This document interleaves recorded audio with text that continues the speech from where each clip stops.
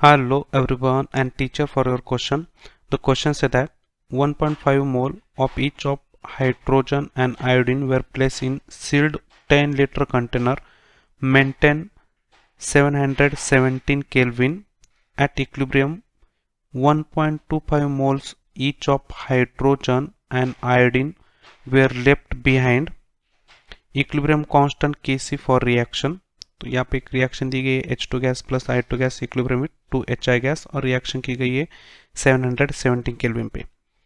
तो इस पूरे क्वेश्चन का मतलब ऐसा है कि इनिशियली जो रिएक्शन है उसके अंदर हाइड्रोजन का मोल लिया है 1.5 इनिशियल मोल्स बोलेंगे और आयोडीन के भी 1.5 है क्योंकि बोला गया है क्वेश्चन के अंदर कि 1.50 moles of each of hydrogen and iodine और ये पूरे कंटेनर का जो वॉल्यूम है वो 10 लीटर।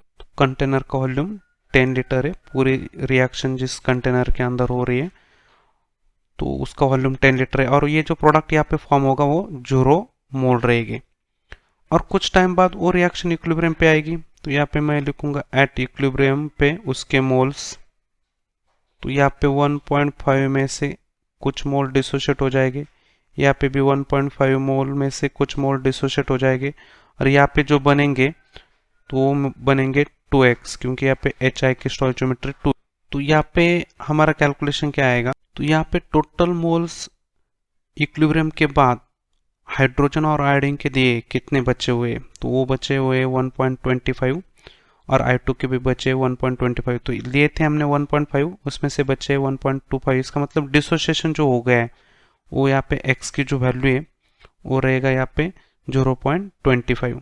तो यहाँ पे हम लिख सकते हैं x जो है वो रहेगा 0.25 मतलब डिसोसिएशन रहे। तो यहाँ पे जो प्रोडक्ट बनेगा वो 2 टाइम्स यहाँ पे डिसोसिएशन मतलब यहाँ पे लिख। तो यहाँ पे जो मोल्स है वो 0.25 मोल्स है 0.25 इंटू 2 तो ये मोल आ गए HI के। तो कॉन्सेंट्रेशन हम समझेंगे हर एक का। तो कॉन्सेंट्रेशन ऑफ HI हो जाएगा तो HI के मोल यहाँ पे है 2 इंटू 0.25 मतलब 0.5 डिवाइड बाई 10। तो ये कैलकुलेशन आ रहा है HI का कॉन्सेंट्रेशन 0.05। सेम यहाँ पे H2 का कॉन्सेंट्रेशन कैलकुलेट करेंगे। H2 के जो मोल्स है वो 1.25 डिवाइड बाई 10 लीटर कंटेनर का वॉल्यूम है। तो ये कैलकुलेशन आएगा 0.125 मोल पर लीटर। और HI का कॉन्सेंट्रेशन यहाँ पे निकालने तो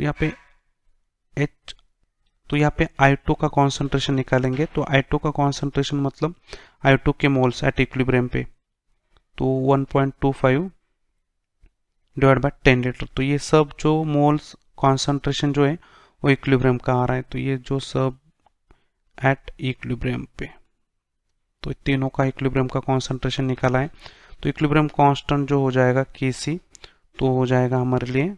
तो ये कैलकुलेशन आ रहा है पूरा 0.16। तो this is the equilibrium constant Kc आ गया है Kc this is the equilibrium constant.